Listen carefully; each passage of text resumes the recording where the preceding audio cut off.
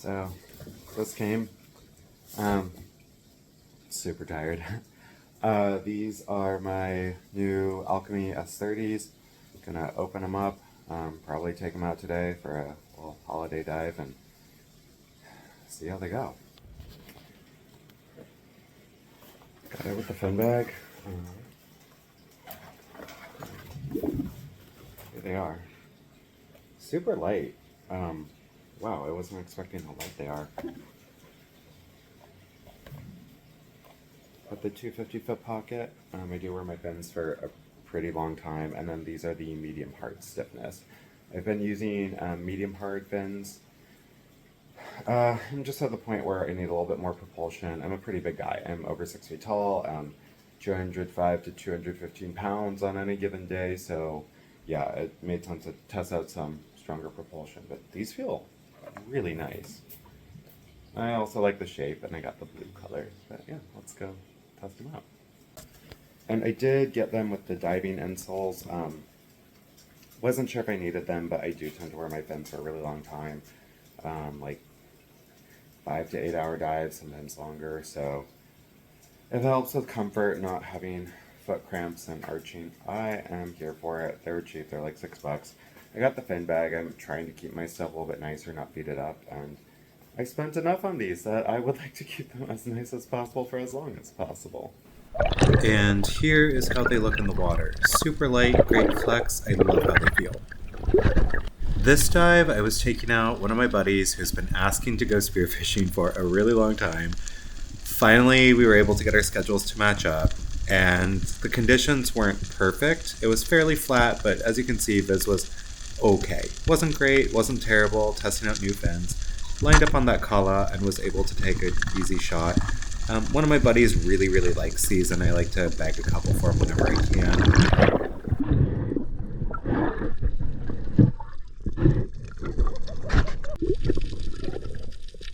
I'm not a pro spearfisherman by any means, but I am a published marine biologist and have logged thousands of hours in the water. The big takeaways I have from spearfishing are mostly about presence and energy in the water. This was my buddy. As you can see, he's newer. He didn't make it all the way down to the bottom before trying to line up. Those are some of the biggest mistakes that I see. I do take a lot of mid-water calm shots as well, but I'm generally pretty good at gauging fish behavior. What I do prefer is what I'm doing here. This is pretty standard for most spearfishing. Dropping all the way down to the bottom, getting settled, having one hand on the reef if possible, trying not to grab coral just so that I can be more stable and have a more even shot. Here I was just demonstrating for my buddy. I did see this decent sized omilu that came in, and then decided not to take a shot on it. I was kind of going back and forth. It wasn't quite big enough for today, at least. I do like taking some of those smaller sized fish. I do give them to my grandmother or older relatives that enjoy fresh fish but don't necessarily want a huge amount of fish to grab or work with. This area was pretty cool. I was just kind of taking random drops, checking out the structure. A lot of it was just pretty. It was just nice caves, nice areas to play in. If you recognize any of these structures, please don't share them. I'm a pretty big believer in you should earn your spots and, share with people who share with you, but don't give anything away for free. Don't, let really good spots be overfished. If you find it, keep it to yourself. If you know it, please don't share it in the comments. Thanks. My buddy was having a few problems staying with me, but I did end up swapping him out for some other buddies. I was telling him to get closer, stay with me, and found these dolphins. They just cruised right past. They actually startled me a bit. And then the next thing to startle me was the lifeguard. Copy that. Thank you. Oh, I'm fine. Yeah, I'm gonna give you endless shit. Thank you, appreciate it, man. Basically what happened was the lifeguard was doing a pass on the area and my buddy waved at him, not realizing that waving is a sign of universal distress and signaling that he was in imminent danger on accident. Nobody was actually in any kind of danger. The lifeguard was super nice. He came by, offered my buddy a ride back in just because there was a bit of a current, and my buddy accepted. I really appreciate that lifeguard. Super nice guy. and I don't want to show his face on camera without his permission. I decided to stay in the water for a bit and did find this Opelucala, or Naso brevirostris. The minimum size on these guys is 16 inches, so they do need to be 2 inches bigger than regular Kala. This area was really pretty. I love coming out here. I always think it's full of a lot of life. Not always like fish that I necessarily want to shoot, but sometimes it's fun to just go down, sit and drop for a little bit. The current was starting to pick up a little bit, and I was tired. I didn't get a lot of sleep the night before this, but here's just a little example of the life. A lot of the surgeon fishes, you have your Manini, your Ketodon olivaceus, or the Nai. And it was just nice to go check out, sit with all the fishes. My next drop, I did spot this larger Kala, and that is the primary fish that I was targeting today. I did take a mid-water column shot. The fish didn't seem spooked in any way when I was dropping. A lot of the time, if I notice that it's not spooked at all, I will go ahead and I'll stop kicking, and I make sure to just not do anything weird with my body, not move my hands, just to keep the fish from spooking. Kala, like the other members of the surgeon fishes or Acanthuridae, do have a spine or multiple spines on the side of the caudal peduncle, or where basically the body meets the tail. They're really obvious on Kala because they're that bright blue. Whenever I have to dispatch them or just to get a hold of them, I will lift the shaft with the fish out of the water so that they can't flip or spin and accidentally slice me open. So I'll use that to make sure that I can gain control of the head and kind of wrap a finger on the horn sometimes, just to make sure that I can get it nice and secure. This was my heartbreak of the day. This school of barjacks swam past super quickly, huge group of them right at the surface. I shot, but I shot too high, and I made a mistake. I tried to just pull up the fish, and it tore off. Overall, it was a good dive. I got some good sized fish for, what I wanted. The goal today was Kala, and that is what I got. Took my buddy out, and he had fun, even with his rescue. So my post-dive thoughts on the Alchemy S-30s. I have now taken them out for 3 different dives. That first one that is in this video, and then this is my recap after getting in a couple more dives in them. I absolutely love them as far as functionality. Super light, great propulsion, they move really well. I absolutely love how they feel. They are a tighter foot pocket, so when I wear my dive socks, I have to make sure that they're really pulled up and taut. If it is folded in any spot, like if there's a little wrinkle in the dive sock material, it does cause pain over time. So just make sure that your dive socks are either really thin or fully pulled up. Absolutely use them with the inserts. So I tried one dive without that insole.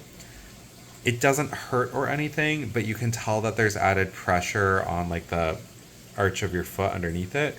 Adding them in makes a huge difference. The way it moves and feels, it feels like it's all connected to part of your body and has a really nice flow and momentum. My biggest complaint with them, and this is not anything on Alchemy, it is I am hard on my gear. I lay on the bottom a lot of the time. Sometimes when I'm coming up, I might scrape or touch rocks. So even after the first dive, there were some scratches on the fins, and especially the decal. The Alchemy logo is a fairly thin sticker of some kind, or like some kind of like added on piece. It's not part of the fin itself, and that did scratch multiple times fairly easily. So especially for shallow reef diving, if you're using it for that, just be aware that you will bang up your fins a little bit more. The plastic ribbing on the sides is really nice. It's so smooth that it doesn't seem to like catch or like fray. It just kind of glides right over stuff. So that's been really, really nice. I absolutely love the fins. For the price point, like I want to say it was, because it was in euros, it was like 550. Like I want to say I paid like just over $600 for them, something in that area. I do think it was worth it. I absolutely love them. Like I love those fins, and just they're so light and they transport so easily. But as far as like a beginner fin. I would not recommend them for someone who's a beginner. Know your sizing, know how you move in the water. They have so many options on their website for like what foot pocket you can choose, what blade stiffness. Definitely do your research before you buy them. The fins I was using before are some fairly cheap leader fins. Those ones cost me about $210, I want to say, and I have beat them to all hell. The reason that I upgraded was actually because the foot pockets on the leader fins have finally dried out and are starting to split.